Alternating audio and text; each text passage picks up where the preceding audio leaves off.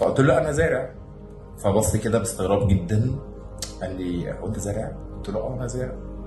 فقام حتى من على الكرسي كده يتفرج على الخط الجبهه. فقعد ايه يمشي بايديه كده، وبعدين قال لي لا لا انت مش زارع.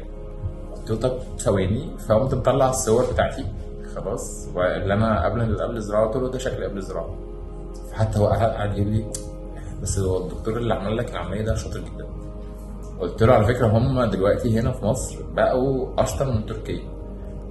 وفي ميزه يعني هم ممكن تركيا بقوا ايكوال لينا، بس في ميزه ان انت بتقدر تتابع هنا على طول ديلي. لكن في تركيا انت بتقعد اسبوع وبتنزل، مش هتقدر ان انت تفولو اب معاه. مفيش متابعات فيما بعد. بالظبط. بالظبط، يعني انت بتعمل عمليه بتنزل على طول. بتعمل العمليه وتنزل، خلاص الموضوع انتهى خلاص. لكن هنا لا، في فولو اب ان كيس حصل حاجه او الكلام ده كله، انت بتيجي على الدكتور جري بتقول له في موضوع واحد اتنين تلاته.